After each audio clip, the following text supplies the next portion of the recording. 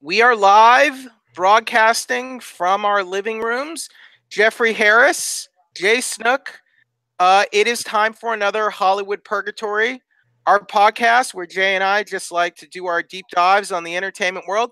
And today we have a special spoiler cast for you. Now that the movies are out and in the marketplace, we want to offer our own personal spoiler cast thoughts on two new movies, Jurassic World and Incredibles 2, two of the biggest movies out right now. Yeah, I do want to apologize for us not getting The Incredibles 2 out sooner, but E3 came. We both were E3 insanely was a busy with big, that. yeah, so it kept us really busy. Like we had Incredibles 2 and then we had E3 right after that, and that took up Pretty a much. lot of our time. Plus we had to do our E3 recap as well. So Mhm. thank you for being patient with us. So, how we like to do things for the spoiler cast. This is a show where everything is at play. We're going to talk about the beginning, the middle, the end of the movie. We're going to talk about plot points, our likes, our dislikes. These are basically our deep dives into individual movies, and we're going to be doing two of them today. So, Jay, what do we like to tell people who maybe haven't seen the movies yet? The best thing is if you haven't seen the movie, cover your ears or put on mute, something like that. It's a good thing to do because if you haven't seen the movie, you're going to learn stuff you may not want to know until you see it. Right. So. Or you can just sit and watch it anyway if you want to learn, if you don't mind. But this is your warning now to put us on mute or put on the earmuffs and come back and listen to us later after you've seen the films. Spoiler alert! Spoiler alert! Spoiler alerts. But if you've already seen these films, then you're good to go, right? Correct. All right. So I guess we'll go ahead and lead off with the first movie that came out, right? Incredibles 2. This was quite interesting. You were out here already in LA, so we both got to see the movie at the same screening at nice El Capitan the Theater. El Capitan Theater. Was that in Hollywood? In the heart of Hollywood, on Hollywood Boulevard, on the Walk of Fame. And I have to say, it was really cool. Like they had Yeah. the guy playing the organ. That was really cool. There Yeah, aren't many theaters that do that anymore. There's one in Oakland that I've been to that does it, but it's few and far between these days. So it's cool to see that.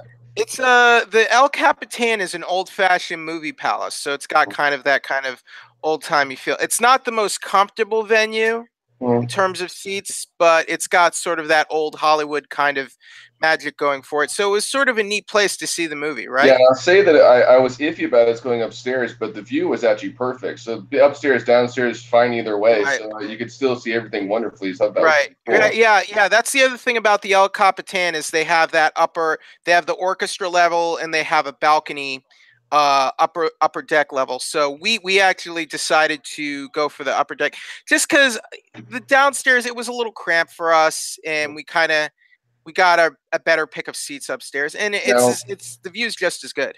Now, before we jump into Incredibles 2, should we talk about Bao a little bit? All right. So the film started as Pixar films always do. They have a short film. This one was about Bao, sort of an old, I guess, Asian woman adopting a dumpling that she made comes to life and becomes like a baby, and she raises it like a child. And it was cute. What did you think? Well, it was interesting because it eventually, grows up. And what was interesting to me was it was a little confusing with the dumpling part. But when I kind of contrasted with another thing in her life, toward the end, it was kind of a cool twist I didn't see coming. So it was. Why was it confusing for you? No, I wouldn't say it was confused. Well, it was confusing. You said confusing. I guess it was confusing because you're like, okay, this dumpling somehow came to life. How? No one really knows. It didn't literally come to life, Jay. It was a metaphor. Yeah, but but it was confusing for me at the time because I didn't get the metaphor. She was imagining the dumpling as sort of like her son, basically. That's what she was doing. And the reason it was confusing was until that happened, I was like, it's kind of cool this is happening, but I'm not really sure why this is happening. And then when you see it at the end, you go, okay, that's what happened. I get it. Okay. Yeah, you were confused until the end.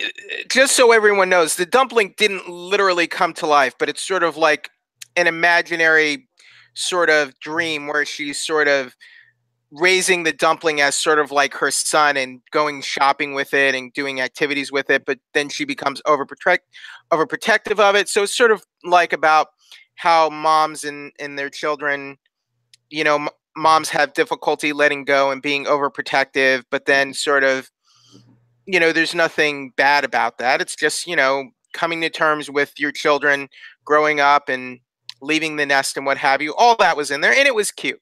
I thought it was very cute. It was good. I won't say it was their best one, but it was good. Okay. So that was Bao, the short film for Incredibles 2. So on to the main event, or the co-main event, as it were, Incredibles 2. So it was pretty exciting to see this film early. The film is doing very well. It's getting great reviews. It's always difficult when you have a sequel, Jay, because Pixar has done sequels before, and they have a pretty good track record with them. This is a sequel fans have really been demanding for years, and sequels sometimes live up to the original. Sometimes they are arguably better than in the original, but I think you could argue that in most cases, sequels do not surpass the original. What do you think? That depends. I'll say this: Toy Story 3 blew me away a lot more than 1 or 2. Right. And they spent 10 years doing that. University? Monsters University, the problem with that was it wasn't really a sequel, it was a prequel. It was a prequel. But it was a new movie with those characters. True, but it wasn't the one fans wanted. It was like we were still wondering what happened, with Boo. So that one I can see not doing as well. Finding Dory. I like that one. I thought that was a good sequel. But is it better than Finding Nemo? No. Thank you. But it was good. I enjoyed it.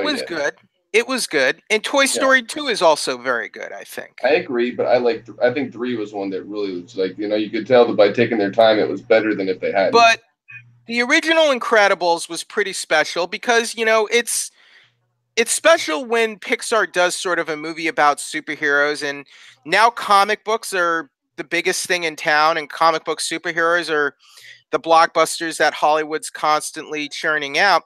And the climate, there were big superhero movies back in 2004 when the first Incredibles came out, but not on this level. Back then we had Spider-Man 2, we had some of the X-Men films. Incredibles came out the first year as that Catwoman film with Halle Berry. Remember that one?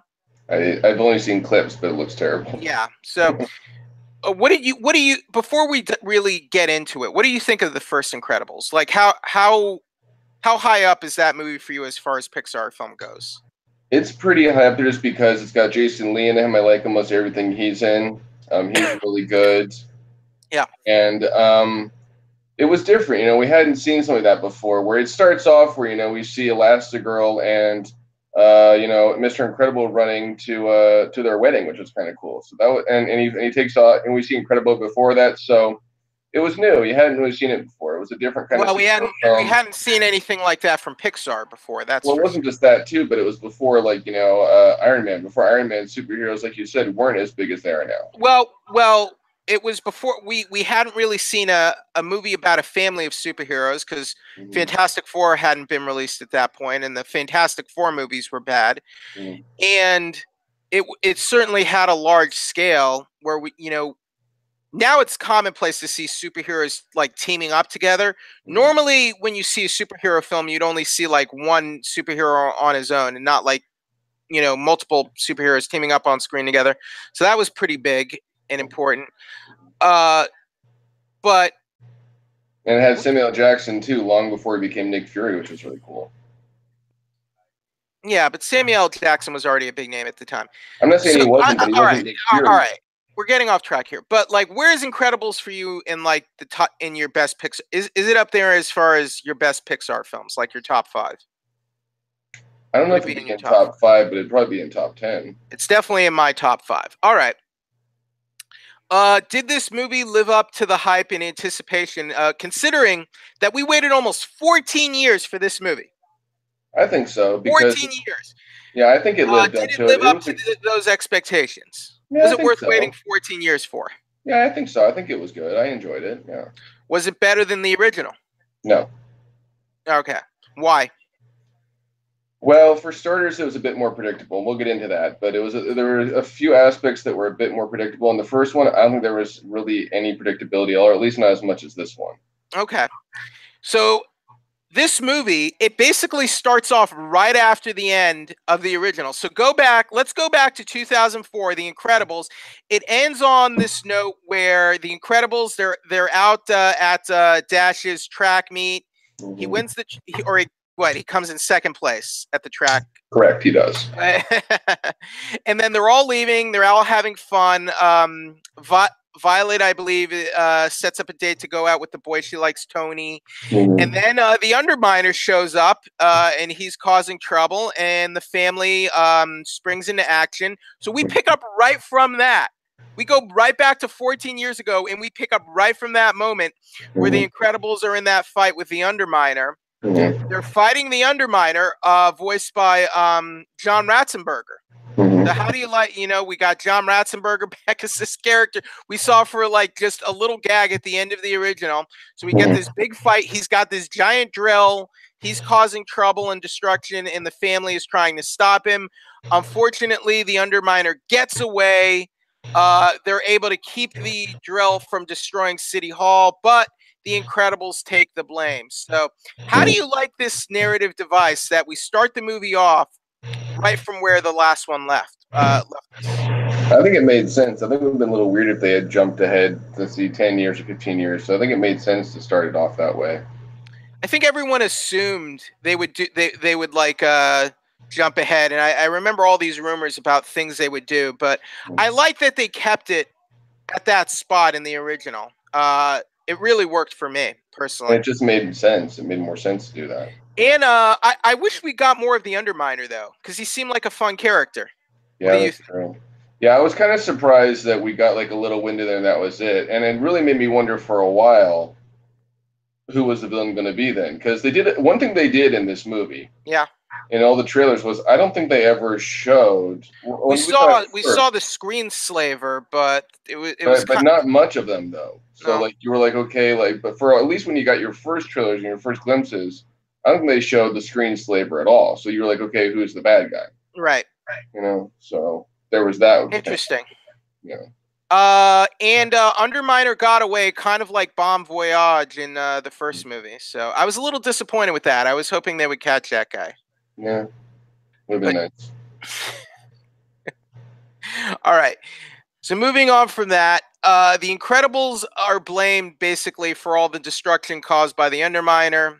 And it's a bad state for superheroes. So like the end of the first movie, it looked like things were maybe going to pick back up again for the superhero community because they've been in hiding for the last decade or so because basically superhero activity became illegal. We saw that in the first movie. So now it's even worse. And now the government superhero relocation program that Rick Dickers from the first movie, he's back for this one. The character's back, but he has a new voice this time because former Pixar staff member, animator Bud Luckey passed away earlier this year. He was voiced by a new actor in the film. Someone from the show Better Call Saul. Hold on, I'm looking up his name. Was it Bob Odenkirk, maybe? Oh, Bob Odenkirk was a different character. Yeah, that's right. In the film. Jonathan Banks was the new voice of Rick Dicker for this film. And as you recall, Syndrome blew up their home in the first movie. So they're staying at a motel. They're living at a motel. Bob does not have a job anymore because he got fired from the insurance thing, and he was working for Syndrome, but he didn't know it. And they're offered a lucrative position for the family by a mysterious benefactor. It is Winston Dever, who's sort of this billionaire tycoon who's a fanboy for superheroes, and he's working on a program to film superheroes in action, to film their heroics, to convince sort of the politicians to make superhero activity legal again. And he's helped by his sister, who is Evelyn Dever, voiced by Catherine Keener, who's sort of the brains of the operation and makes all of their fancy technology whiz. And Bob Odenkirk voices Winston Dever. Unfortunately for Bob, they want to go with Elastigirl, his wife, Helen, to head up their new program. So Bob, basically the crux of the movie is Bob has to stay at home while Elastigirl is out doing the work, and Bob has to take care of the kids. And his son is having trouble with math. Violet is having boy problems and hates the fact that they're superheroes, and they and it's messing up her personal life. And Jack has all sorts of superpowers, and Bob doesn't know what to do with himself. And Helen is the one who's out doing the superhero work, which is what Bob wants to be doing. So we have sort of a bit of a role reversal in this film where Bob is trying to deal with all the kids at home, and we get to see more of Elastigirl getting to do the hero work. So how did you like sort of the main action of the movie where they kind of had to switch roles at home, Jay? I'll admit that when I saw that they were doing that, and I saw the first trailers, I didn't know if it was going to work, but it actually worked quite wonderfully. It worked much better than I thought. It was a cool twist. I agree. And it was cool to see her in action, and she definitely ran things different than Mr. Incredible did. So I thought it was a cool twist that actually did surprisingly work. I think the comedy that really worked here was Jack, the baby, who has like a billion different superpowers, and Bob has to deal with all of that, and it's very hard on him. But it gave us a lot of comedy, didn't it? Yeah, we'll get into it later, but Jack stole the show pretty much. Jack, I think, was maybe a bigger show stealer than Edna Mode. Don't you think? Edna Mode was back in this film, once again voiced by writer-director Brad Bird. And look, you know what? I would not have been on board with this movie without Brad Bird. Without him voicing Edna Mode, without him being the writer-director, I don't think any of this would have worked. What about you? Yeah, I think that without Craig T. Nelson and some of them back, it wouldn't have worked. Yeah, because they were kind of the same people who did the last one, so it would have been too weird to not have them be a part of this. Yeah, but Brad Bird especially, because, and I think he was never against a sequel in the first place, but he always said, if I have an idea for a sequel, and if it's a good story, I'll do it. It just took a really long time. And I don't know if you saw this, but he even admitted he rewrote a lot of the movie multiple times. And I did see that, because I think what happened was one time the release dates were swapped for, I think, Toy Story Incredibles 2. So I think that's what happened.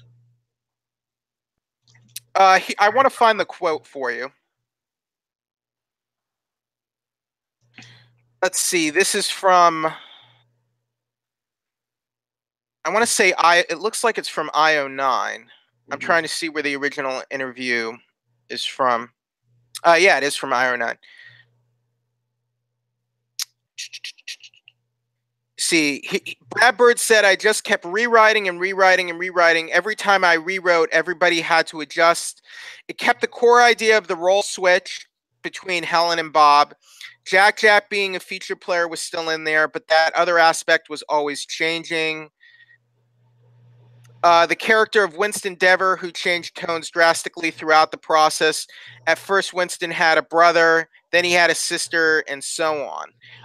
Finally, Brad Bird and his team came up with the Screenslaver, a villain who controls people's minds by hijacking their screens. But getting to that point was not an easy process. I've thrown out 2.5 other Incredibles movies, Bird said. There's 2.5 movies worth of scenes, and several of them I still like a lot, but they just didn't serve the central idea of what the family was going through. So he rewrote the movie a lot, and basically he said he threw out 2.5 movies worth of material. What do you think about that? I think that it definitely shines some light maybe where the future of this could go. I think it's what I think for that. I think just what that could be for. I'm not really sure that means if he's going to use that in future movies, but if you've seen Brad Bird lately, the last time I checked, he didn't really. I think he said a third movie could happen.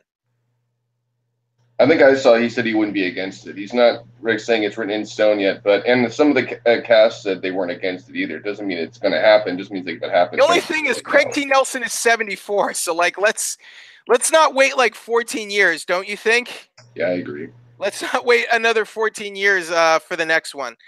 Let's see. Brad Bird said Incredibles 3 could happen.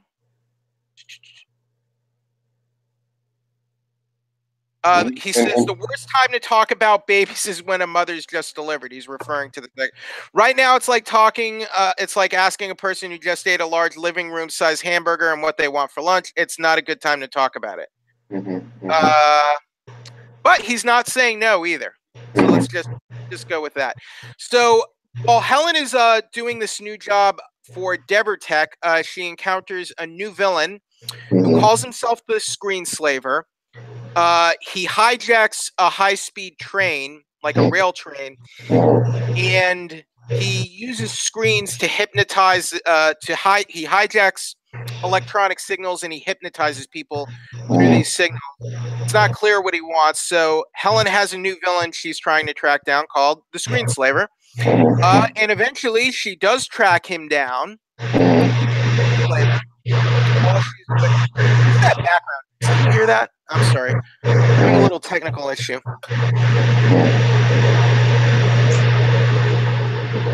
I hear you fine. I don't know. It's just like a weird, like buzzing. It's gone now, but that was weird. I wonder what was causing. I'm sorry. Just a little technical issue, folks. All right. So she eventually catches this guy, and he just seems to be this pizza guy. But that's because that was not the Screenslaver, but another hapless victim, the real villain, hypnotized to pose as a Screenslaver. So early in the movie, Winston Devers sets up this fact that his father, who also loves superheroes like him, had a direct line to superheroes in their home when they were getting robbed, and those robbers killed them because there were no superheroes to answer the call.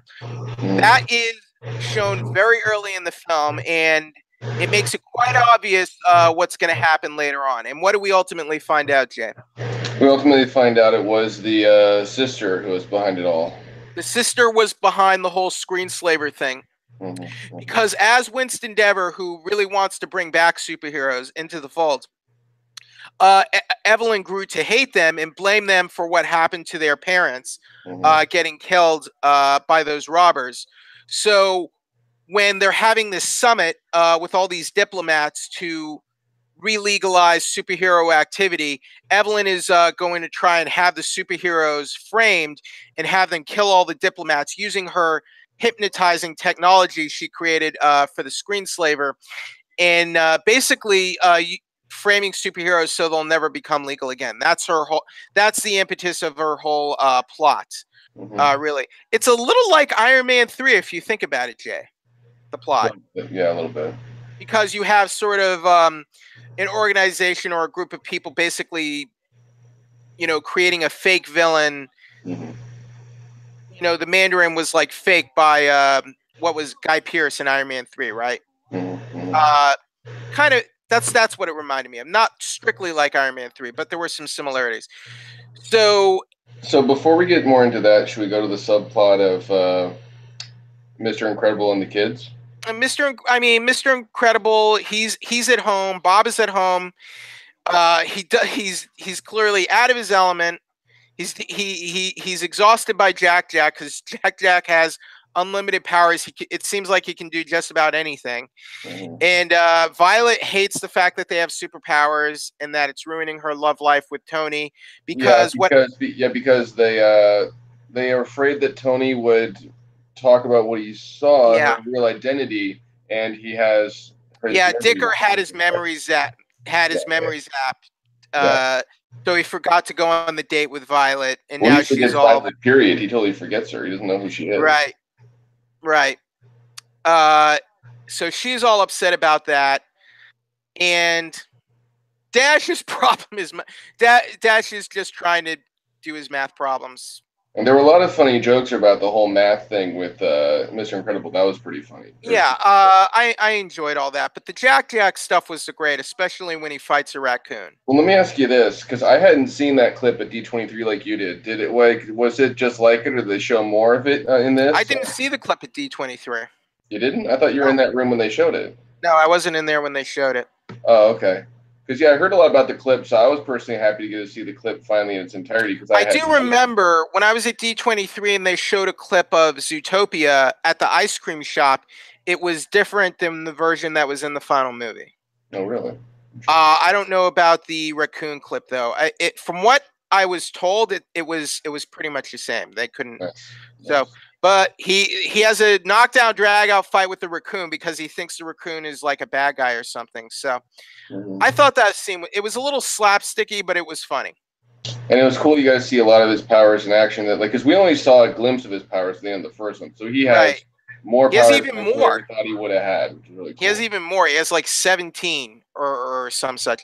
Yeah. So then Bob and Frozone decide, let's drop him off at Edna Mode's for a couple days, and Edna is enamored with the baby, and not at first. At first, Edna's like, "I want nothing to do with him," but then he makes his face her face, right? And Edna goes, "Okay." Yeah, that's one of his weird superpowers. He was able to grow out. He was able to grow. He can shapeshift basically. He's like a shapeshifter. So Edna takes care of the baby for a couple days, and gives the family a device for how they can monitor and can help control his powers. So that was amusing. I enjoyed all that. Edna Mode wasn't in the movie that much. I think that was probably for the best. You don't want that character to be in the movie too much, right? Yeah, and so back to where we were now. So what happens where Screenslaver tries to just take frame all them at the summit. Right. It's because Mr. Incredible, Frozone, and Elastigirl all get put under her power. Right, because she can hypnotize. Basically, Evelyn can hypnotize anyone through an electronic screen, and she designs these goggles. These sort of electronic goggles that she uses to hypnotize Bob, Helen, and Lucius, who is Frozone. And it's they did that because it gave us a chance to see Violet, Dash, and Jack shine more. So that was really cool to get to see that. So they have to, they get control of the Incredible car. Because I like that the idea that some rich guy but he somehow bought Mr. Incredible's like Incredicar, and they're able to get it back because it's remote controlled, and they have to take the car to the ship, this sort of like luxury like cruise ship, yacht kind of thing.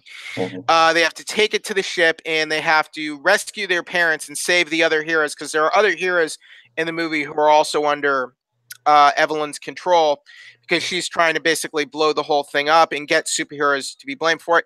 So the final act was pretty spectacular. Weren't they heading to like the UN or something like that?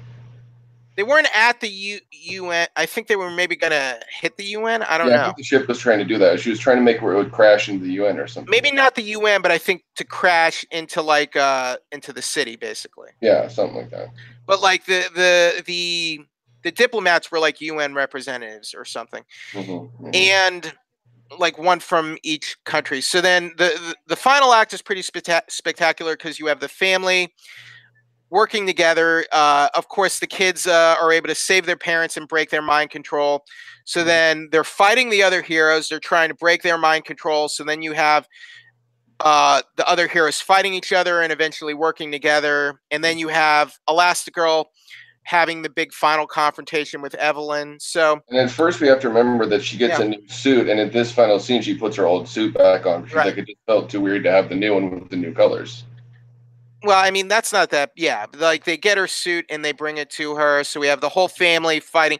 I think the main thing about this movie, though, Jay, is that you have sort of a family of superheroes sort of fighting together and being heroes together, and restoring superheroes in the world.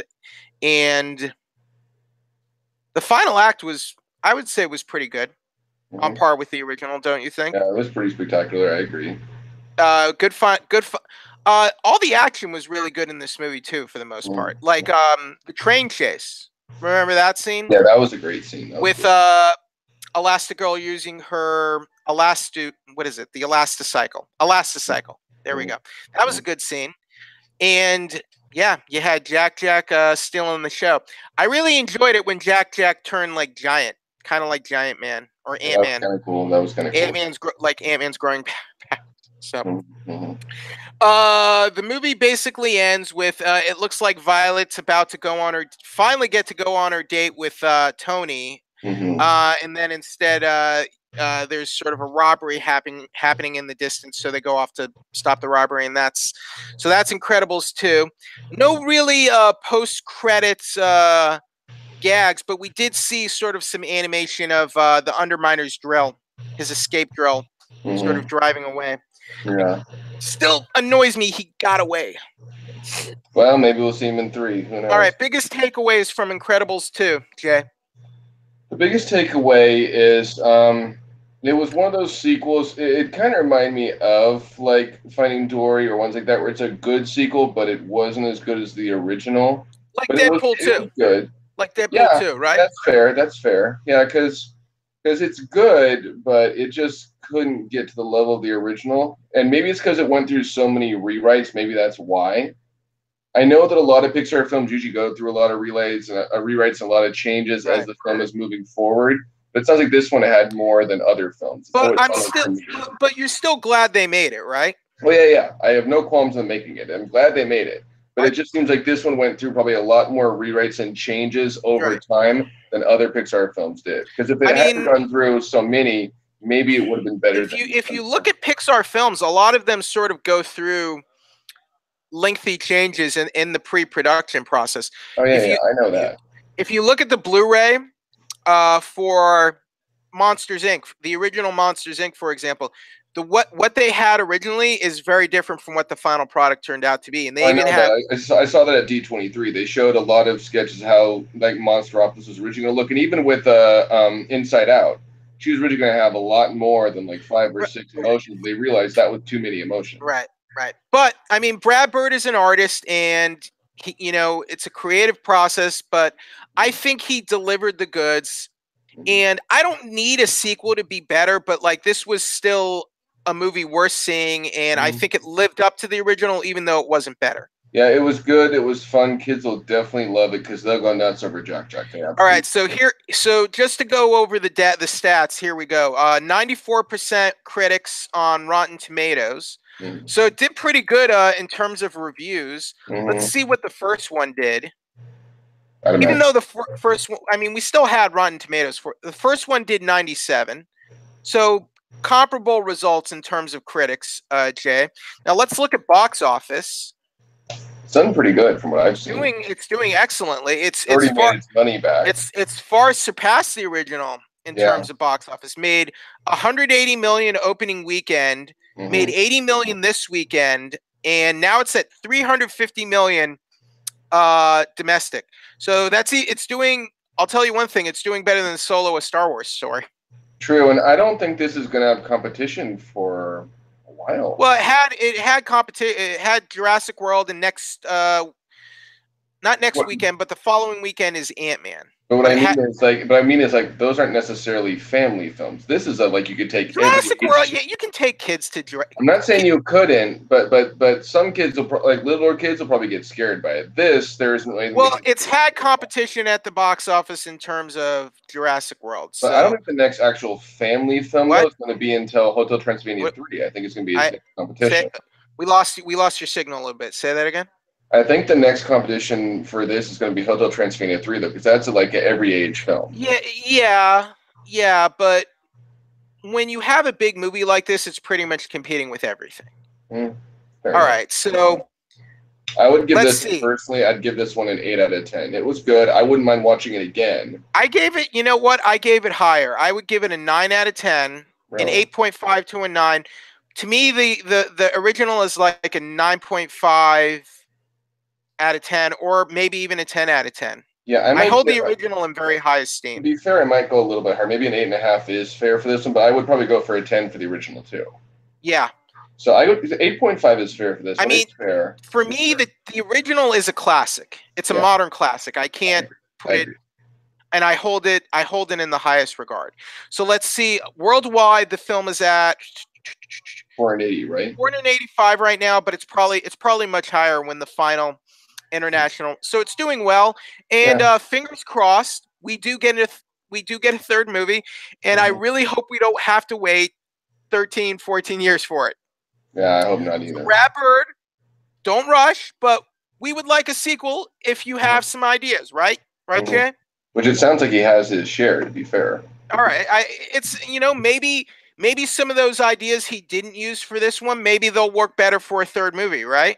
I think so. All right, so let's go ahead and move on to Jurassic World 2. Fallen Kingdom. This movie might be tanking with critics, but it's not tanking at the box office. What did you think of Jurassic World? Not Fallen Kingdom, but the fourth movie, Jurassic World. I really liked. It really surprised me because, the Jurassic series had kind of been on the downward for all. It did pretty good with 2, but 3 was a disappointment. It just was. Yeah. So when I heard they were doing it, I was like, if they're going to do another one, it's going to need to be, better. And it was quite amazing. It kind of showed the next evolution of the whole Jurassic thing, where it became like actually a family fun place, and it had better control than Jurassic Park did. And then it all fell apart. It was on a grander scale. It had a real good cast. And it also had some cool nods to the original, so I really enjoyed it. It was one of those films that I thought I really, really liked. And the movie was a huge success, Jay. It made $652 million domestically, $1.67 million worldwide. So, of course, you're going to exploit that popularity. So now, here we are 3 years later. You mean 1.67 billion or million? Billion, I'm sorry. I was going, that didn't sound right. Yeah. That was too low. I lowballed it. It's okay. Yeah, it was 1.67 billion worldwide. It did, I think, fairly well with critics. What did Jurassic World do? Yeah, I think it was one of the highest grossing films that year, I think. I think it was the highest grossing film of the year. Because it was, 2-3 years ago that came out? 2 years ago? 2015. So 3 years ago, okay.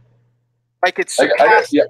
I got to see that one in IMAX, and it was amazing seeing that movie in IMAX. It was really good. It surpassed the Avengers at the box office. Yeah. Even. So. Yeah, okay, Chris Pratt at that time was still on top. He couldn't do no wrong. Where he's still pretty good now, but he's had a few bumps since then. Who? Chris Pratt. Oh yeah. So we have Fallen Kingdom. How much were you looking forward to this movie, Jay? Well, you know what? Honestly, I was mixed because I saw a trailer where I thought it revealed everything, and I was kind of annoyed that they're like, "Oh, we're going to create a new dinosaur again." It's like, you literally did that last time. Yeah. How horribly it turned out. So I was mixed about this one. I think that's a valid criticism. Yeah, I was mixed. I was like, okay, it made sense. With how much it made, the first one, it would be crazy not to do a sequel. So it made sense. But I was like, when I saw the first trailer and I saw the trailers, I was mixed. I'm like, I want to be excited for it, but I wasn't sure. It could have gone either way. It could have been really good or really bad. That's what I thought it could go. And really, it wasn't until you told me, at least that it wasn't as bad as I thought it was going to be, where I was a bit more excited to see it. Before that, I was very mixed. So here we are with Jurassic World Fallen Kingdom, the sequel to Jurassic World. This is the 5th Jurassic Park. Get that, 5th. So we're 5 movies into this franchise now. So it's 3 years after Jurassic World. So it's a good thing the park in the 4th movie was basically destroyed by the dinosaurs, because what's happening to Isla Nublar, which is the island from the very first movie, it has an active volcano on it, and it's about to suffer a volcanic eruption that's going to basically make most of the island uninhabitable. So I have to say about this movie, in that island, they did a really good job starting it. That was a really good, surprising start. I didn't think it was. But I mean, isn't it convenient? What would have happened to that park if it did stay under control and the dinosaurs didn't, and you didn't have the I-Rex running amok and causing all that havoc, and then you would have had an active volcano going off in a few years. That wouldn't have been good for that, but whatever. So basically, a volcano is about to erupt, and it would be so bad that all the dinosaurs that are left on the island would basically be killed by this volcano. And so let me talk a little bit about the beginning of the film, because the beginning of the film is a few people go back to the park. They want to get the remains of the 11 species. but no, but they're there to get the remains of the T-Rex one from the last one. Oh, you mean the very beginning? The movie opens. The movie opens with a crew in that submersible because they're underwater. They go to the Mosasaurus lagoon. Yeah. Someone goes to the island to open the lagoon gate. Yeah. They retrieve a bone sample of the Irex, basically. Yeah, they do that, and that was really cool because that was a cool scene. Yeah. Well, it was cool because the freaking giant dinosaur comes back, inhales the freaking sub, which was really cool to see. It was the Mosasaurus. And then we got to see where the T-Rex came back, and that was really cool, intense action scene there. And you kind of knew people are gonna die. Yeah, the T-Rex is chasing that. He's chasing that one guy on the ground who opens the gate for them, who escapes on the ladder, and then the guy thinks he's safe, and then he gets gobbled up by the underwater dinosaur, yeah. Yeah, and then it crushes the control, so the gate can't close back up. Right. And the giant Mosasaurus then gets out, which is a really cool, interesting way to start the movie. And they do get their sample of the Irex. Right. They're able to get the sample, but the guy who was opening the gate and the guys in the sub are they're in the belly of the Mosasaurus, just having a party in there as they drown to death. That would not be pleasant, would it, Jay? Getting swallowed up by that thing. No, but it was a really interesting way to start the film. I thought it was a good. You want to know why? It was creepy. It was like a horror movie. It was like J.A. Bayona, I think, is a really good director. Have you ever seen The Orphanage? That was one of his earlier films. Have you seen A Monster Calls? Another good movie he did. I want to say yes. What was that one about? That was the young boy whose mother is terminally ill, and he talks to that monster. His voice I did see that. Yeah, that was actually good. He directed that movie. I think he's a very talented and gifted director because I think he does a good job of making like the dinosaurs seem really like sinister and terrifying. Because remember when the T-Rex first comes out in this film and it's sort of in the shadow of that lightning, and the lightning just kind of lights it up as it's sort of walking closer to that tech guy. Yeah, that was pretty cool, and it was just cool how they did it because it was like going to like an abandoned laboratory, which it basically was of a mad scientist or something, and finding out that the place isn't abandoned like you thought, and it's more dangerous than you thought, and whatever. Yeah, so I thought it was a really good direction was good. I liked the new direction for this movie. Yeah, it was a good beginning for it. That's for Colin Trevorrow.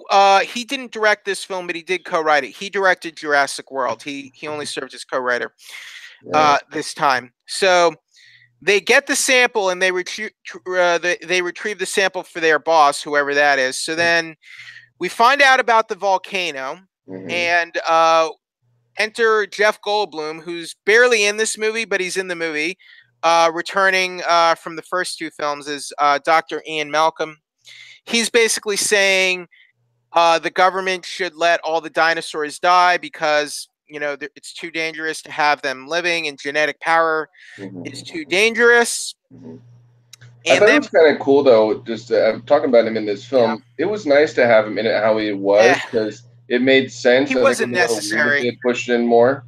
It wasn't necessary to have him in this movie at all. He doesn't do anything.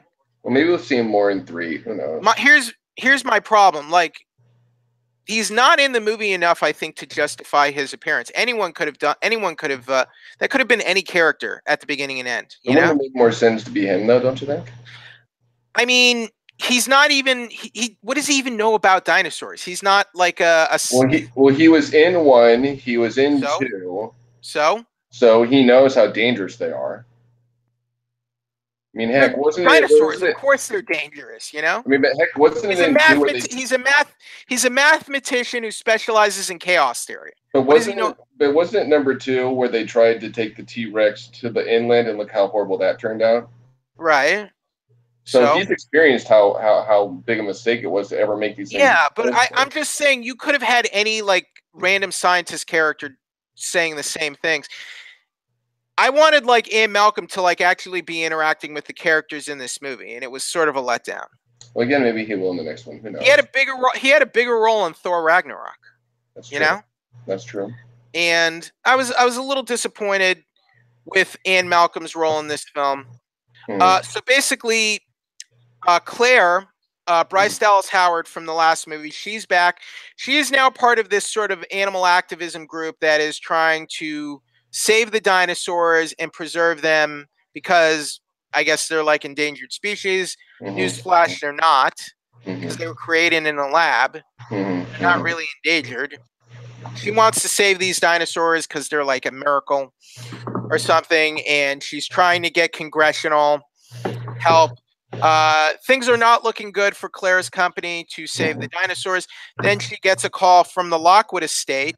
So apparently there's this rich billionaire who apparently worked with John Hammond, the guy who created and founded Jurassic Park in the first movie, and first help him, I guess, sort of unlock the secrets of cloning and I guess finding the dinosaur DNA and cloning it to create live dinosaurs. So him and his associate Eli, what was his name? Mills? Eli Mills, yes. So they sell Claire a bill of goods that we're going to take the dinosaurs off Isla Nublar, and we're going to take them to a sanctuary island where they will be safe. It's not technically legal, but we need your handprint for the security, and we need you to get Owen Grady to come along to help us retrieve Blue because she's the last of her kind, and she's among the species we're trying to save. So Claire believes him, and she goes to find Chris Pratt as Owen, who is back in this film. So he will go with them to help retrieve Blue. So that's how we get Owen back in this movie. Here's what I didn't like. Now, here's a question, though, before you say that. No. James Cromwell? James Cromwell played Old Man Lockwood. And I thought it was great to see him because I just like him as an actor. I like him as an actor, too, but he didn't really have a whole big role in this movie. So then we bring Owen back into this movie. So here's what I really did not like. And I don't like it when movies in general do this in a sequel. So you have the couple. You have Claire and Owen, who were like a couple at the end of the movie. They broke up off screen, and now they're like not together at the beginning, only to, they only do that so they'll get back together by the end. And I don't like it when movies do that. And I don't like that they did that here. But they bring Owen back, and they're not together anymore, and it's dumb. It's dumb. It's manipulative, Jay. Am I wrong? I didn't think so. It was nice to see them together again. It made sense, so I disagree. Yeah, but they're not together romantically. No, but there's still sparks there. Okay, so then why have them break up in the first place? I don't know, because... Because why? I can't come up with a good reason, to be honest. All right, so you can't come up with a single good reason why you would break them up off screen just so you're going to have a character arc only for them to predictably get back together at the end. Wait, I do have a reason. Okay, give it, lay it on me. The reason is, it seems like, as we find out in this one, that Owen didn't want anything to do with any of it at all, ever anymore, because it went so horribly. And I think Claire went in a different direction where she wanted to actually try to, protect their rights and everything. And all that had nothing to do with it. That had nothing to. She didn't want to. The way they phrased it was she didn't want to live with him in a trailer while he was like building his house by the river or whatever. That's the way it was phrased. Yeah. Well, more to it. I'm sorry, Jay. That's not a good reason. Maybe they should have explained it more. I reject your. To me, it's weak storytelling. It's weak storytelling because you can't create a compelling reason where your main romantic pairing breaks up off screen only to set up them getting back together by the end. Maybe they explained it in a deleted scene. Who knows? It's not. I don't like it when movies do that. It's manipulative. It's cheap. And I don't like it. So Owen is reluctant to go because I don't think he trusts Mills, and he turns down Claire's offer at first. Claire tries to appeal to the fact you raised Blue, you have a connection, I thought you were a better man, blah, blah, blah. A bunch of stupid stuff to him. I I don't like Claire in this movie. You know what? Because I don't even buy the fact that she's an activist. Because I can't buy into the fact that the person in the first movie is so hardcore into saving the dinosaurs now. It makes no sense. Why does she want to save the dinosaurs so badly, Jay? Because she does think that they're an actual living, breathing species, not just a mistake, right? And there's so many who just want to wipe them off the face of the earth, and she's like, well, so it's just that whole thing, like, well, just because we made a mistake making them, they're all living, breathing. Yeah, but she didn't. She didn't. I didn't get the sense that she really cared that much about him by the end of the last movie. By the last movie, that's true. She didn't, but things could have changed in 3 years. I mean, how much does a person really change in 3 years? I don't know. So you didn't have a problem with it, I take it then? No, not really. Why not?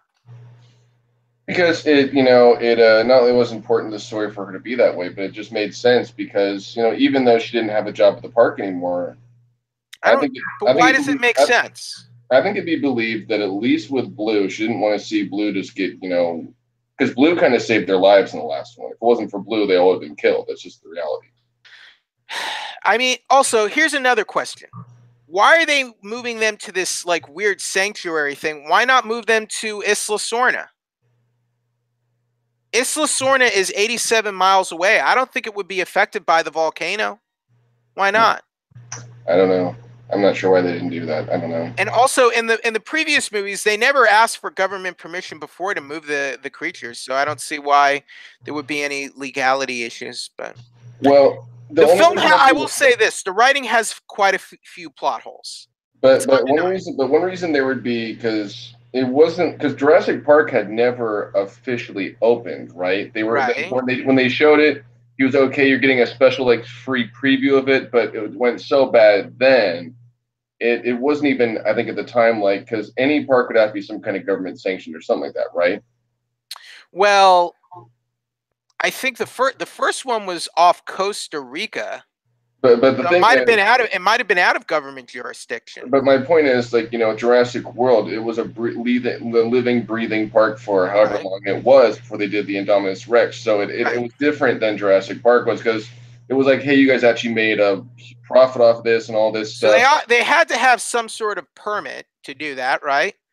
Probably. They'd have to get some sort of approval in order to make that work, Probably. Don't you think? And therefore, it was a bigger issue because this was actually a park that actually had who knows how many millions of people visiting it, right? But even I mean, I don't know. I don't know why Claire and her group needed government permission, or maybe they needed government funding, or whatever. I'm just saying, why move them to some distant island called a sanctuary? Move them to Isla Sorna. How hard would that be? I can't imagine it would be that hard. Because they still had living dinosaurs at the end of the third movie, right? There were dinosaurs that were living there. What happened to those dinosaurs? I don't know. That's a good question. I don't know. Because in Jurassic World, we go back to Isla Nublar. That's the original. Yeah. So what happened to the dinosaurs on Isla Sorna? I know. You know? It's been a while since I've seen 3, and I'll be honest, 3 didn't really stay in my mind as well as 1 and 2. There might be some extra material somewhere that sheds light. To me, just take him to Isla Sorna or whatever. That'll be in 3. Who knows? We'll see. Well, I don't think that's what the third movie is going to be. But moving on. I don't know. We'll see. Moving on. So Owen eventually he watches some videos of Blue when Blue was a baby and the sort of pod he was raising of dinosaurs, and he ultimately decides to go with him because he is that guy. But didn't the granddaughter watch a bunch of them too? Who? The granddaughter. She watched a bunch of videos of him too, right? That was later. That's later in the film. Yeah, Lockwood has a granddaughter he's apparently very close with, and his daughter apparently died in a car accident. So now was she was his daughter the blonde-haired girl in the first one, the grown-up woman? No. In the first one? No. Did you miss that whole subplot? No, I just need clarity on this. No, that was John Hammond's, I think, either his niece or granddaughter. Now, question then, was there someone, because there was someone, we saw photos of the first park, and there was someone that was connected to him there. I thought it was that woman. I thought that was the No, granddaughter's. no. Okay, We didn't see photos. He had a model of the first park. but Who was who was the girl in the first photos, right? movie?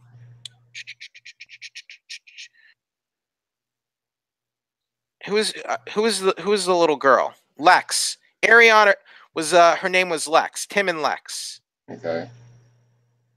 I think she was John Hammond's granddaughter, I want to say. Maybe. Let me look at that real quick. Yeah, John Hammond's granddaughter. She had nothing to do with Lockwood. Okay. Nothing. Yeah, she was not related to Lockwood. So no. All right. So who joins them on the mission? It is Zia Rodriguez, Daniela Pineda, and Justice Smith as Franklin Webb. So Justice Smith is the geeky hacker character. It does all the geeky hacking kind of things you expect out of that character in these type of movies. A very cliche character. They join the guys working for Eli Mills, Ted Levine as Kem Wheatley, and they've already started packing up some of the dinosaurs. They get into a facility and they find Blue with the tracking device. They're able to reboot the tracking system. Owen goes to track down Blue, and then they trank Blue, and then Blue attacks one of Wheatley's goons, and obviously something is up here because then they trank Owen, they shoot Blue, they take Zia captive, and clearly something does not smell right here. They abandon Claire and Franklin while they're in a base, and they're getting attacked by a dinosaur. So basically what's happening here is the people sent by Eli Mills are animal traffickers, and they're trying to take what dinosaurs they can off of the island to sell them. Big surprise. I think, to me, Claire should be smarter and recognize, when she's getting scammed here. She was getting scammed from the very beginning, and she should have seen that, because it was one of those too good to be true situations. And Jay, what is the lesson of too good to be true? What does it mean when you're told something is too good to be true? What it means is, just it is too good to be true, basically. If it sounds too good to be true, it is. It's too good to be true. It's exactly. So that's what happened here. And so basically, the volcano is going off. So the heroes, let's see, Zia gets taken away by Wheatley and his men to care for Blue because Blue is injured. So then Owen, Claire, and Franklin have to run away from this erupting volcano, and they stow away on that one of those old sort of rolling pods from the last movie. They get in that. The T-Rex shows up, has a fight with I want to say the Carnosaurus. That was cool. So we get to see the T-Rex again. The three heroes, they barely escape with their lives because they go over a cliff into water. They're able to get out of that, and they're able to get back to shore, and then they sneak on the boat, taking the dinosaurs away. So basically, Eli Mills is having Wheatley bring the dinosaurs back to the Lockwood estate to sell them to a bunch of rich people for whatever reason. Not only that, then you have Lockwood's granddaughter running around who's aware of all this, and obviously, I think Mr. Lockwood didn't know this was going to happen. He was clearly deceived by Mills as well. His granddaughter finds out and tells him. Then Eli Mills murders Mr. Lockwood and makes it look like he just died because he's an old ailing man. So then that happens, and then it turns out Dr. Henry Wu, he was in the first movie, by the way. He's back in this film, and he created a new hybrid dinosaur for Eli Mills to, I guess, because they're trying to weaponize dinosaurs, whatever. And they call it what do they call it? The Indoraptor. So this is the new scary monster of this movie is the hybrid called the Indoraptor. So eventually Claire and Owen get back to the Lockwood estate, and they have to stop Eli Mills from selling these dinosaurs in You know, can the I say it was kind of Indoraptor. cool how they got out? I thought that was kind of cool. Yes. At first they're taken captive and they're in the prison, and then they get that other dinosaur with the big like bone on its head to Yeah. bust them out. That was a fun scene. And I'll say this again. I'll say it again. I said it before. I'll say it again. It was when I heard they made a new dinosaur. I thought it was a very stupid idea. It was unnecessary and it was just redundant. But I will say that it added to a lot of really good scenes, and again gave kind of a horror element to the series, kind of like the Indominus Rex did, right? Where you're like, this is a really powerful, dangerous dinosaur that isn't going to be easy to kill, and is just like wants to take out. The first half of the movie is like an adventure movie, and then the second half is like a haunted house movie, like a house of horrors, basically. And I liked it because, say what you will about how similar or different, I felt like it was different to do something like that with the Jurassic Park movie, and I thought it worked for the most part, right? A cool twist where because I think one of the workers accidentally shot Blue, and Zaya had to use there was that good scene where they had to use get a transfusion from the T-Rex. That was when they're still stuck on the ship, though. And that was a good scene, though. That was kind of interesting. That was a good scene. I did enjoy that scene. Any other scenes that stuck out for you? Well, the final fight with Blue again and the Indoraptor this time was a really good scene that stuck out. And what was cool about this movie, it did a similar thing that almost like Avengers 1 and Avengers 2 did, where the hero, the first one was kind of the hero, the second one, that's how Blue was here. So Blue was had some really good fight scenes again. It was great to see Blue again, and Blue was kind of the hero again, just like in the first one. So that was kind of cool. But then the last third in the movie, they kind of made it like the new planet, Rise of the Planet of the Apes, basically. I'll say this: the ending and the finale, it's almost confusing. You're like, now what the heck are they going to do? Because not only and by the way, since we're doing a spoiler cast, I will say this: I didn't see this coming. Where the granddaughter is actually a clone of the daughter. I didn't see it coming. So that's kind of weird because the movies have never done that before. The dinosaurs are clones.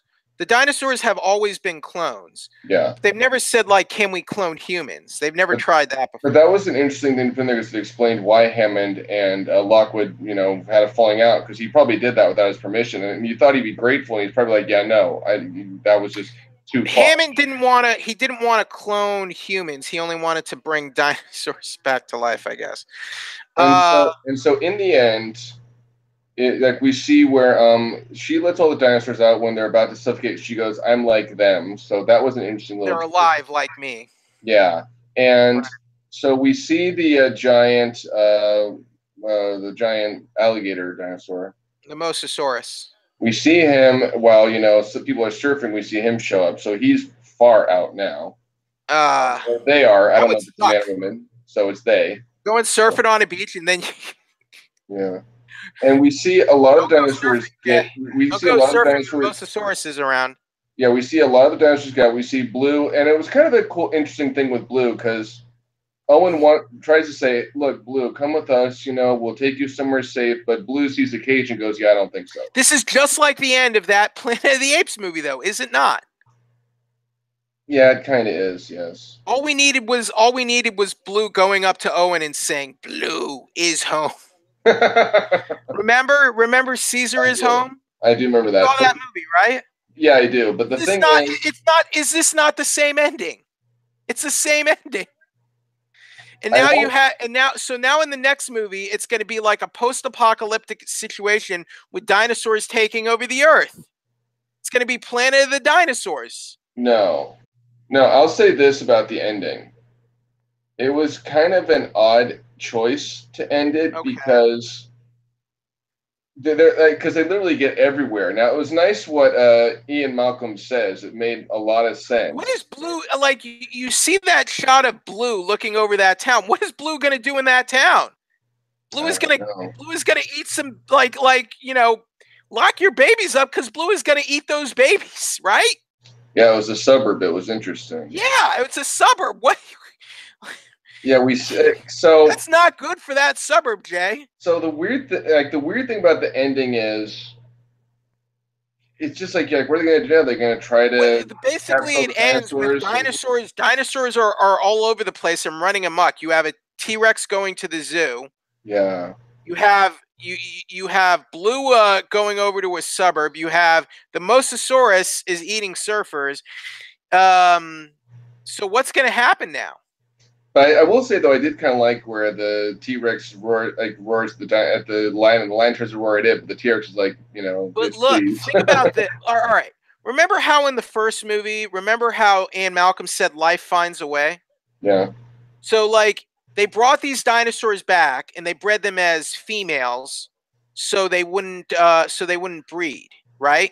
But then they had they had the frog DNA and they were able to figure out how to either breed asexually or kind of figure out a way to continue breeding on their own, basically. Remember? Yeah, kind of. So what happens now that you have these genetically cloned these aren't real dinosaurs. Remember, they're genetic clones. They're genetically engineered. So what happens when you have that going on and they're out in the loose in new ecosystems? What is going to happen? Because these are not real dinosaurs. They're not traditional dinosaurs. They're genetically spliced with all sorts of DNA in their system, like the IREX. So what is that going to do? What kind of havoc is that going to create? Well, here's a question: what if some of them end up on that other island? What if that happens? It doesn't matter because now they're on the mainland, they're in the United States, and they're causing trouble, Jay. So what's that going to do? But I mean, on the other island, aren't there male and female dinosaurs there? It's not just all female, right? You mean Isla Sorna? Yeah. I don't know. I don't know what the situation. I mean, the thing is about that island, it was isolated. Now Sure. they're not isolated anymore. But they now could they're go out. to that island, and then they could solve the reproduction problem right there, right? What was that? They could go to that island, and then they'd be like, or maybe they get Well, loose from that island. they already had. I mean, they had eggs in the third movie, so it seemed like they weren't. But they were stuck on that island. They weren't getting off. That's the point. It just my problem with this ending is it seems like they kind of backed themselves in a corner. It's like, now what are you gonna do? That's kind of well. I mean, I'm telling you, you got to do Planet of the Apes, except with dinosaurs. I don't know. What do you think about that? I don't know. I don't know about that. I mean, Dr. Malcolm, what he was talking about was genetic power being unleashed, and now that's pretty crazy. So, like, what if these dinosaurs start taking on new properties and they start taking the back over the Earth? It's Jurassic World, man. Planet of the Dinosaurs. Well, one thing that's interesting about this that I must not stuck around for is there was a post-credit scene. Did you know that? Yeah, why did you not stay for the post-credit scene? I didn't know there was one. Don't I tell you? Don't I teach you better than this, Jay? Why do I pay? Why do I pay for your education? Hey, Marvel always does post-credit scenes. Every other movie, not always. Well, why not stay for Jurassic World as well? Well, anyways, so the post-credit scene is, I guess, where a flock of pteranodons are flying around the Eiffel Tower. It said pteranodon. That's what it says here, but pterodactyls, whatever. Flying around the Eiffel Tower replica at the Paris Las Vegas Hotel Casino in Vegas, Nevada, which we kind of saw at the end anyway. We saw some of those dinosaurs flying away somewhere anyway. Right. Yeah, that's what happens. Yeah, that's what happens in the post-credit scene. So they're kind of like perching on that Eiffel Tower in Las Vegas, basically. So they're gonna kill. They're gonna grab some kids and kill some kids, basically, like Blue in that suburb. I just think like they kind of backed themselves to the corner now because the truth is I have read where they wanted to make this like like a trilogy. They wanted to do that from the get-go. Colin Trevorrow is supposed to direct the next one. And frankly, with how well the first and second have done, it wouldn't surprise me doing a third. I wouldn't be surprised at all. I mean, look, the new movie is doing very well, Jay. Yeah. So they're gonna make a third movie. Like it just made 150 million. Yeah. It's made 711 million worldwide. I just wonder because actually, okay, it's already. They're saying it's already scheduled. They're saying in the 2021 is when they're gonna do the next one. That's what they're saying. Probably. But I just wonder. What do you think? But what do you think about a scenario like Planet of the Apes, but with dinosaurs? What do you think about that? I think if they were going to do that, it'd have to be like Dinotopia, right? You know that, right? Dinotopia. No, Dinotopia is a series of books where it is people and dinosaurs living together. Okay. And I want to say they've done some like either made for Oh, TV movies. Dinotopia.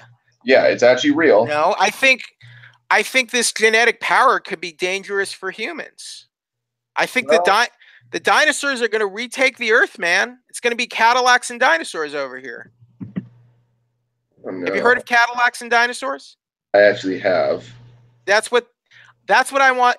If I had my choice, the next Jurassic Park movie would be Cadillacs and dinosaurs. I think it'd have to be more like Dinotopia, though, don't you think? Dinotopia. Let me Just see. where they find a way to coexist, most of them anyway. I don't think. I mean, how can you? Well, they could with the herbivores. They could with the carnivores. I don't know. I mean, you've reintroduced like these apex predators that are not even genuine dinosaurs, and they have all these genetic mutations and what have you. Because remember, these were genetically engineered in the lab to be more aesthetically pleasing for theme park attendees. Remember, they're not real dinosaurs. Yeah, true. So, what would you think of a post-apocalyptic dinosaur movie scenario? I just think I don't know if it'd work for the series. Is the problem? It would be uncharted territory for the series. So, because they've never done anything like that, right? But maybe that could be good. I don't know. My issue with it though is that it might be too much like the Planet of the recent Planet of the Apes films, don't you think? Yeah. So because remember, I don't know. Blue is intelligent. Like Blue is more intelligent than the other dinosaurs, and the Indoraptor was also very intelligent. So that could be very dangerous. Because what if the dinosaurs start becoming more intelligent like the apes in those apes films? I think what's going to happen, because we do hear in this movie where they have other facilities, so maybe they will go to that other island and start doing work there again. Who knows? Who? Some of the people with BD Wong say that when they take them away, that we will just take this, because they take a bunch of blood and samples and eggs and things like that. Mills is dead though. What? Like who else? Like who are they going to work for? Mills is dead. They the T-Rex and the Carnosaurus eat Mills at the end when they all get let out. They probably know what there's someone will come across who will do it. Some rich billionaire. Do you think they're just going to ignore that all these dinosaurs got out at the end? No, they can't do that because they're not dead. So yeah, but in the next they're not dead now. But don't you think the authorities would try to round them all up and just kill them? It wouldn't be that easy. It wouldn't be easy, but you could do it. I mean, that guy, the hunter from the second movie, was easily able to take down the T-Rex. And they were easily able to round them all up and capture them in this film. So that was capturing, though. And we saw it as it went along. No, capture them, so trank them, and then kill them. But we saw some of the dinosaurs, didn't get tranked as they thought, or as long as they hoped anyway. So what? I think what the third film will have to do is it'll be part new facility, but part, there's still the issue of, So basically, you basically want to do the same thing over again. And just ignore the fact that we have all these dinosaurs running around. No, it can't be ignored. That's what I'm saying. It can't be ignored. So it'd have to be like where they're all still running around. What is the end game here? What remains of InGen? What are the scientists? What are they trying to do now? Like, what do they want now? Probably trying to keep making new dinosaurs. Why? Highest bidder. But why do you want to keep doing that? Because you made an Indoraptor and it was a disaster. You made the I-Rex and it was a disaster. Why would you want to keep doing that? Because people will pay ridiculous money for it. Do you remember in the movie where how much money that dinosaur was getting before? Yeah, and then it got out and it killed everyone. And then there was no money. It's still greed. It's still greed. It's insane. It's very, very greed. I mean, that's kind of like the weak writing of the movie. It's like you keep doing these things over and over again, but maybe that's human insanity, Jay. I don't know. I know that we'll probably see another facility because Neblar is gone. The volcano destroyed Neblar. We saw that part where the friggin' Brachiosaurus got killed by the lava. So that was one of the best shots of the movie. Yeah, it was. It was a little tugging at the heartstrings, but it was a good shot. It was good, but it was good. But because it was kind of like that scene when we first seen in the first one, right? Trying to remember it. It's been a while since. When we first see that, like the Brachiosaurus. Yeah. True. Okay. Yeah, so it's they have a few places they could go, but I think they also backed themselves in the corner with All it right. too. Big takeaway from Fallen Kingdom. It was a good sequel. There was actually a lot more that they kept under wraps than I thought they did, because I thought the trailer showed me everything, so that was nice. It's not as good a sequel as Incredibles 2, though. No, it's not. It was a sequel that, like I said, that ending is kind of a weird, doesn't fully make sense ending. Where the first ending made perfect sense of Jurassic World. That made perfect sense. So how this ended, I'm like, I don't know. It's kind of like, that's kind of. So now, and what's going to happen with Owen and Claire? Are they a family now, and they're just going to take care of the clone girl? It seemed that way. What's her name? Macy. They're I guess they're going to take. They'll just adopt her and just take care of her probably, which I don't know. Made sense. Do you think we'll see? Do you think they have to come back for the next one, or you think they'll do new characters? With Blue still around, I think at least Owen has to. Well, if Blue doesn't get killed, going around that suburb hunting babies and whatever. I mean, come on. I don't think they will kill Blue. I don't think it's a thing. I mean, what is Blue going to do when it gets down in the suburb, Jay? I mean, that wouldn't be good. Pet? I don't know. What was that? Become someone's pet. Look, I got a pet velociraptor. How cool! I mean, I don't think Blue is interested in becoming anyone's pet. Well, I'm kidding. Remember, it's a carnivorous species. I'm not being serious. I'm kidding. I know, but that's not good. I don't think that's very good news for that suburb, is it, though, Jay? Probably not. All right. So that was Jurassic World. Now, here's a question. Yeah. Did you get a chance to see Luke Cage season 2? Have you watched that yet? I have watched Luke Cage season 2. Yes. We talk about that because I watched it too. I would rather wait for another show for us to really dive into it more, but I thought it was a good season. I think it was too long and a little too padded. But good acting, good performances. I like Bushmaster. Mm-hmm. I liked the late Reggie Cathy as Luke Cage's father. Was great. I didn't know he died until I saw that ending. He died early. He died fairly recently, but I'm glad we had him this season. Fairly good season, I think. What about you? Well, I have to say how they ended the season was pretty surprising. Stuff happened not in ways I expected. Don't give anything away yet, because we're not. Yeah, but I was surprised. Like, that final episode really blew me away. I didn't like where some of the episodes were a little too long, I thought. Don't you feel like this season could have been 10 episodes, really? Like 10 episodes instead of 13. I don't know. I can't say I feel that way. All right. Well, I disagree. Yeah. All right. And there were some cool cameos here, which I liked. Thought that was kind of cool. So, So we'll be talking more later this week. We'll have another show for you later this week, and we're going to get into all the Disney Fox sale, what's going on with Star Wars, Luke Cage season 2, and all the new trailers. So for me, Jeffrey Harris, you can go to my website 411 Mania, check out my movie reviews of Incredibles, Jurassic World Fallen Kingdom, and my E3 coverage is going up. I just released my E3 gameplay preview of PS4 Spider-Man from Insomniac Games that we got to play. We both got to play at that Sony press conference, which was really cool.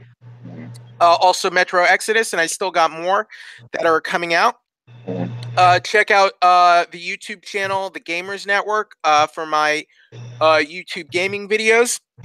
Okay, where can people find you online? On the Goodman Project. Yeah, my Spider-Man demo review also went live today, and my Shadow of the Tomb Raider went live. My Kingdom Hearts 3 is going to go live tomorrow, so check that out. And also on my YouTube, you can find some clips of some of the newer episodes of Spider-Man, Marvel Spider-Man Season 2. Those we get some great love. Keep checking those out. Check out the articles. And as usual, you can find us on Facebook or on YouTube. I post a lot of these videos on Tumblr, so check us out on there. Like us, follow us, and definitely get the word out about this podcast. Also, I want to just want to announce I will be seeing Ant-Man and the Wasp on Tuesday, so I will be seeing it early. So I'm very excited about that. I think we're going to have to do that one for a future Spoilercast episode, right? Absolutely, I agree. Yep. Yeah. So, everyone, thank you for checking out our Incredibles 2 and Jurassic World Fallen Kingdom spoiler cast. We'll be back with you really soon to give you more entertainment news and breakdowns and analysis. This is Jeffrey Harris. He is Jay Snook. This is Hollywood Purgatory, where the entertainment industry comes to get judged. Thank you, everybody. Mm-hmm.